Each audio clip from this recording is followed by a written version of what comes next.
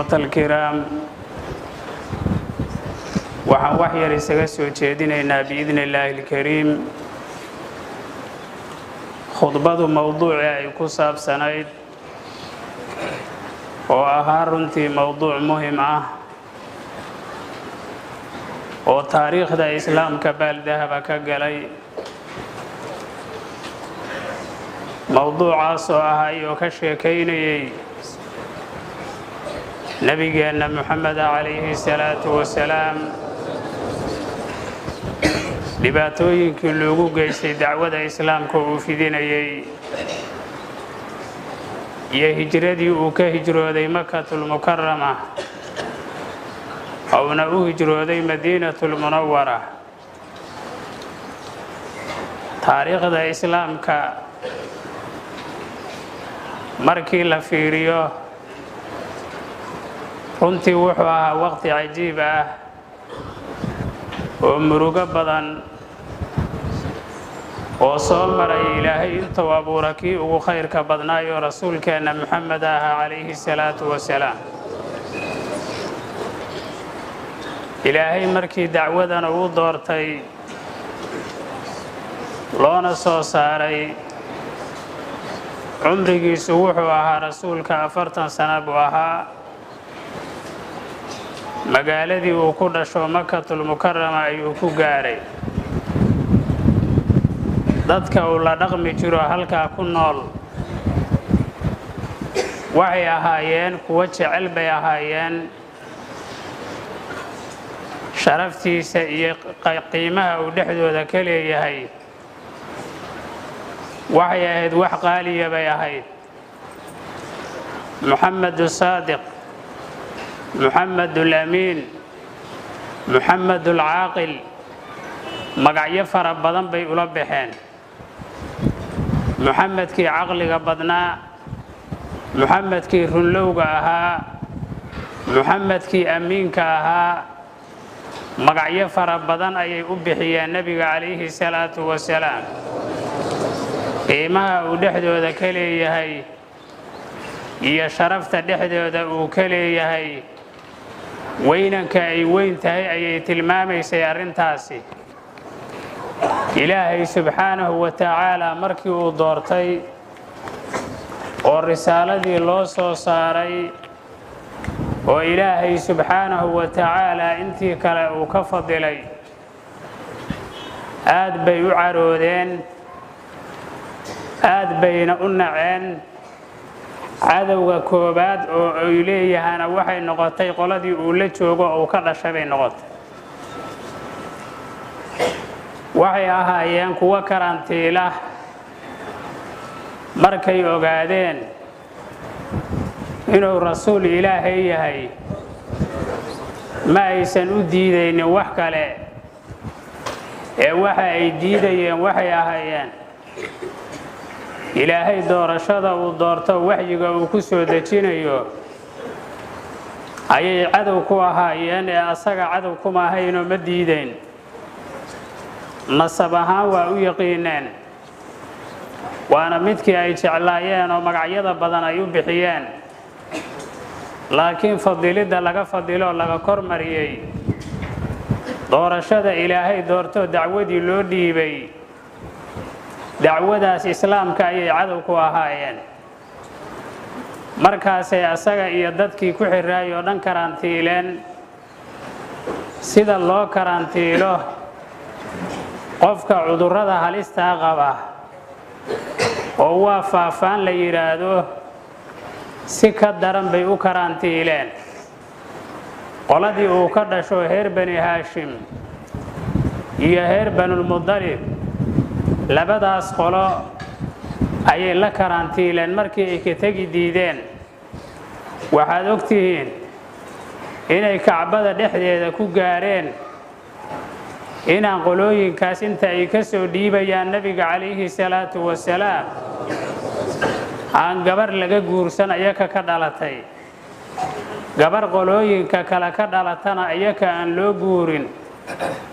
hadday suuqa yimaadaan inaan waxba laga gadan oo cuntada laga oomiyo cunaqabateyn lagu soo rogo meelaha ay degan yihiin oo dadka dhexdoodaana laga baxsho meel gaar ah oo lagu go'doomiyana la geeyo inta iska sooceen oo kulligood meel isugu geeyeen ayay waxay ku shubeen shicbi Abu Daalib ninkii la dhihi jiray meel golaho buura dhexdooda oo beer yar uu ku lahaa halkaas ay ku xareeyeen nabiga iyo intii raacday oo ama rumayn u raacda ay rumeeyeen risaaladiisa ama qaraabanimo iyo ehelnimo u raaceen shicbu Abi Daalib bay ku shubeen halkaasay waxay ku jireen 3 sano ayay meeshaas ku jireen 3 sano aan waxna laga gadanayn waxna laga guursanayn aan lana hadlayn wax xiriira innaha la ekaateena aan nala samaynayn cunaqabataynay ku soo rogeen meeshaasay waxay iska cuni jireen caleenta geedaha iyo miraha geedaha qoyanoo la ruugo quwaaxooda yaa ilaahay subxaanahu wa tacaala ku barwaaqeeyey halkaasay ku jireen muddada intaa la egoo 3 sano ah markaasaa nebigu wuxuu raadinaya calayhi salaatu wasalaam axad ugu kaalmeeya dacwadatan oo garabkiisa istaaga ayuu raadinayay qolo kasta waa u dhawaaqayay haba gooyeen oo yaysan u garaabin laakiin kama uusan daalaynin habeen iyo maalinba inuu la jahrayo dacwada ilaahay oo dadka ugu yeerayo kalimatu shahaada inay ilaahay waxidaan risaaladiisana aqoonsadaan ayuu dadka ugu yeerahaya rasuulku calayhi salaatu wasalaam muddadii dheereed ee meesha uu ku jiray dad baa soo islaamay oo soo raacay oo islaamnimadii qaatay oo deegaankii ka soo jeeda oo weliba kuwii ducafada ahaayoo dadku daciifsan jireen u badan ayaa ilaahay hanuuniyey markaasay waxay la galeen shicbu Abi Daalib bay la galeen meeshii ay ku jireen muddadii markay dheeraatay unbaa waxaa dhacday inay shirweyne qaateen qolooyinkii ku heshiiye in rasuulka ee raggiisa la go'doomiyo markay heshiiyeen oo dhibaatadan ay ku filiyeen kadib yaa qolooyinkii ku heshiiye gobolkood u beerjilceen oy dhaheen dadkaani dad naga dhasho waayo dhexdeenna ku nool inaan cunaqabataynka ka qaadno oo waraaqda mintaan qornay aan meeshaan kacbada ku xirnay oo caqdiga iyo ballanka cahdiga iyo ballanka aan ku kala qaadanay waraaqdaasna aan burinno markaasay raggii ayaka ahaa isi soo raaceen waxay yimaadeen haddana beydkii kacbadii bay yimaadeen waxay ka hadleen arrinka meesha nimanka lagu xiray oo rasuulka daraadii loo xayiray ciqaabka daran ku jira sanadaha ayay ka hadleen markii ay ka hadleenna aakhirkii ugu dambeeyey waxaa la tilmaamo waraaqdani inay tahay qaadico waraaq qaraaba goysnimo inay tahay waraaq xilkasnimo lagu qoray inay tahay waraaq dhib badan inay tahay ayay isu sheegeen waxaa go'aankii ugu dambeeyey lagu qaatay in waraaqdan la jeexjeexo lana soo bixiyo lana buriyo nimankaana laga soo bixiyo gosha ay ku jiraan waraaqdii waaba la soo fagay abooraaba dhammeeyey intii isimka ilaahay uu ku qoraa maahane oo asmaa ay ku tiila maahana iyadoo aboor eber ka dhiga baa la arkay waxaa la isku waafaqay aakhirkii in laga soo bixiyo meesha saasaana looga soo bixiyey ilaahay rasuulkiisu dacwadiisa uu iska watay waxay sameeyeen takhdiid kaleetay sameeyeenoo yowsan dad heline dadkii xabsi lagula guro oo meel lagula go'doomiyo dacwadiisay qaadanayaan aan keligii ku reebno oo cunaqabatayntu ha saaraata keligii inuu meel aado meel u baxo aan ka ilaalinno inuu dad la shiro aan ka ilaalinno in loo yimaado aan ka ilaalinno waardiyaa la saaray ilaahay rasuulkiisa dadkii raaci lahaa iyo rumayn lahaa qof alla qofkii u soo socdo la arko waa la dilayaa waa la xirxiri jiray maalinta qoraxda 6 saac yaa dhabarka dhulka loo dhigi jira lugaha iyo la isku tafi jiray gacmaha caloosha mar loo dhigi jira asa calooshu muruqayse dhabarka loo dhigaya asa dhabarku muruqayay arrinkaasina waa inay ka soo haraan rasuulka calayhi salaatu wasalaam ujeedku wax kale ma ahayn inaan hal axad raacin hal axad uusan rumaynin hal axad uusan u gargaarin ujeedka ay lahaayeen qoladaas qurayshi waxay ahaayeen sidaasay ahaayeen ilaa maalin dambe oo sidii hadda khudbada ku jirtay ayuu wuxuu is yidhi dhibaatada tan kuma sii jiri kartida raasyo dadku ugu kaalmeeyo dacwadan markaasuu magaaladii si qarsoodiya uga baxay waxaa la socday khaadimkiisii Zayd bin Haritha ayaa la socday wuxuu aaday Daa'if u aaday waxaa deganaa ilmo Cabdiyaaliil wiilashii la dhihi jiro saddexda ahaa ayaa meesha ka tali jiray Daa'if ay deganaayeen wuxuu is yiri duulku ugu kaalmeeyo dacwadan halka ka soo raadso is yiri nabigu calayhi salaatu wasalaam wuxuu ugu tagay beero ay meeshaas ku lahaayeen dhexdooda markaas buu yiri waxaan idinkugu imid inaan rasuulkii ilaahay ah inaad rumaysaan ilaahay dacwadiisana igu kaalmaydaan oo ay garab istaagtaan maanta intaasaan idinkugu imid bay dhaheen markaasay dheen meesha tan ugu sug ilmihii iyo islaamihii bay soo kiciyeen markaasay dheen dhagax kala daala bay dhaheen markaasay dhagax kala daaleen Zayd bin Haritha dhagax walba isu dhigayo nabiga u socda calayhi salaatu wasalaam asaga agtaagnaa markaasa wixii u socdaa ay ku dhacayeen mararka gabal waxa dhaafeen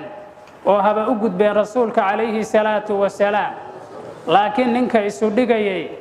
oo nabiga difaacayay Zayd bin Haritha radiyallahu anhu wa ardaah marka kadibna waxaa dhacday dhagaxdii gabalkoodii inay ku dhaceen nabiga calayhi salaatu wasalaam ilaa dhiigii ka soo baxay madaxiisa oo lugihiisa gaaro oo korkiisa dhiigaasi uu ku socdo ayaa dhibaatada lagu hayo laga cayriyo meeshii uu aadaba in la soo dhaweeyo lagu kaalmeeyo qasadkiisa iska dhaafee dhibaatadaas qabsatay markaas buu ilaahay bariyay ducadii hadda khadiibku aqrinaya baa nabigu aqriyay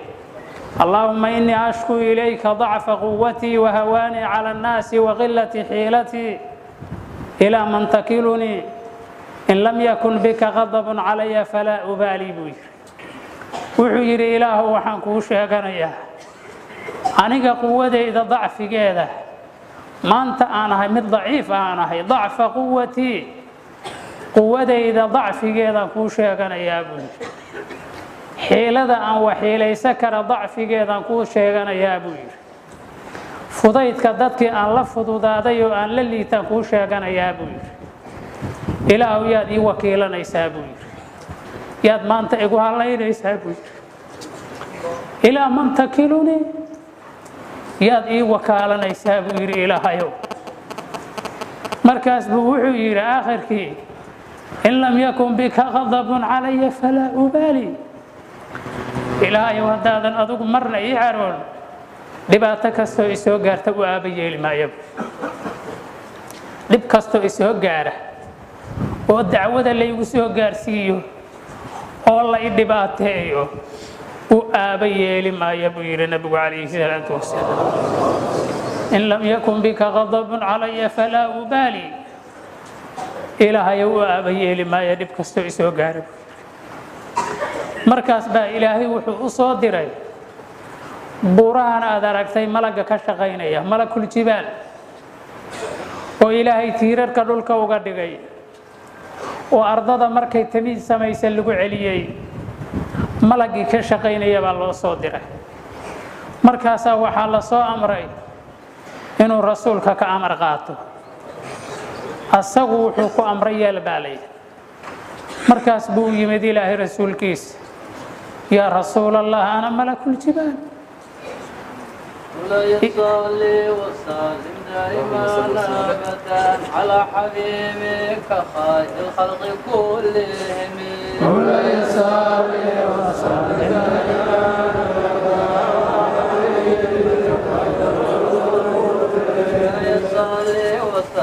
دائما ابدا على حبيبك خير الخلق كلهم مولاي صل وسلم دائما على حبيبك خير الخلق الذي ترجى شفاعته لكل هول من الأوال مقتحمين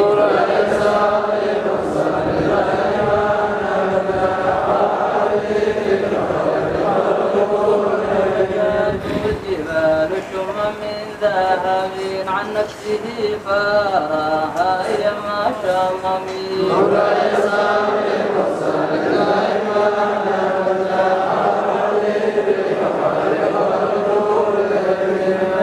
سيد العرب والعجم محمد خير من يمشي على القدم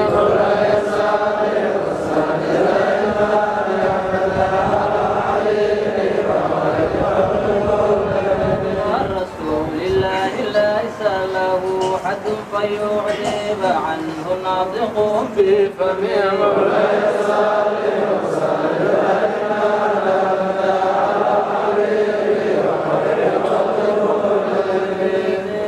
خير الخلق كلهم على حبيبك خير الخلق كلهم wuxuu ku yidhi ilaahay rasuulkiisa ana malakul jibaal waxaan ahay malaggii buuraha waxaa i soo amray ilaahay subxaanahu wa tacaala waxaa lay amray inaan ka amar qaato labada buurood oo quraysh geesaha ka ah haddaad i amarta inaan ku gembiyo waa ku gembinayaa buu yidhi labada buurood oo geesaha ka xigta oo labada fadxo kada iyo kuda ku taallo haddii aad i farto inaan ku gembiyo waa ku gembinayaa buu yidhi markaas buu yidhi ilaahay rasuulkiisu arjuu an yukhrija allaahu min aslaabihi man yatawallaa waxaan rajaynayaa in dhabarradooda ilaahay ka soo saaro kuwa diinka tawalliya oo diinka difaaco marka iska dhaaf buu yidhi ha ku soo gedine naxariistiisa fiiri ilaahay rasuulkiisa iyo dhibka haysta dhibaatada ay u geysteen iyo naxariista uu naxariisanaya fiiri markaas buu yidhi malagii laqad sadaqa man samaaka ra'uufa raxiima waa run sheega kii kugu magacaaba ra'uuf raxiima buu yidhi ilaahay rasuulkiisa ilaahayabaa wuxuu ku tilmaamay rasuulkiisu inuu yahay raxiim inuu yahay ra'uuf ayaa ilaahay ku tilmaamay marka ilaahay waa run sheegay markii uu kugu tilmaamo naxariislow markuu kugu tilmaamo dhimriye ummadda u dhimrinaya inaad tahay ilaahay subxaanahu wa tacaala waa run sheega buu halkaas buu uga tegey halkaa ayuu go'doon ku ahaa muddo magaaladii uu ka tegana kuma noqon karin oo quraysh inta isu timiday waxay dhaheen ma hadduu ciidan noo raadsaday ma hadduu dad noo kaalmaysanayaa ma hadduu magaaladii ka baxay waaba haddii uu ku soo noqdo magaalada may dhaheen sidaasay seefahoodii ula baxeen oo magaaladii uga celiyeen meel kaloo ku hakadana ma uusan haysan nebigu calayhi salaatu wasalaam oo qoladii uu u aaday inay u gargaaraan oo diinka iyo dacwada ku gacan siiyaana waxaas buu kala kulmay qoladii uu ka soo tegana sidaasay isu gaashaan buursadeen markaasuu halkaa dhexe istaaga nebigu calayhi salaatu wasalaam waa marka ilaahay uu baryahayaa mid gaaladii quraysheed ka mid ah oo la dhihi jira mudcim binu caddi yaa ilaahay qalbigiisa u jilciyey markaas buu wiilashiisii iyo asagiiba ishubeeyeen markaasay dhaheen maxamed baan soo dhowaynaynaa intii kaloo doonaysa inay dilaan intii kaloo doonaysa inuusan u imaanin intii kaloo isku bahaysata inay gooyaan ayaa mudcim binu cadi iyo wiilashiisiibaa seefihii la baxay oo yidhaahdeen maanta annaka keenayno soo gelinayna maka bay dheheen mudcimna wuxuu ka mid ahaa ragga odayaasha ah waaweyn ayuu ka mid ahaayo magaalada looga hibaysto markaasaa waxaa la yidhi intii kale waxay dhaheen mudcimo ma raacdo ma rumayday mase mujiir baa tahay oo ninka inaad badbaadidaad rabtaa markaas buu yidhi laa ana mujiir buu yidhi waan badbaadinayaa ma raacinoo ma rumayn buu yidhi markaas bay dhaheen idan laa nukhfiru dimmatak qofka aad badbaadinaysa maanta ballankaaga burin mayno waa aad badbaadi kartaahay dhaheen markaas buu inta u taga buu soo wada nebiga yazayd oo isla socdo magaaladii maka soo geliyay mudcim halkaa ayuu wuxuu ku jooga dammaan oo damaanad qaaday mudcim inuu magaalada joogi karo ee aan lagu soo xadgudbin mudcim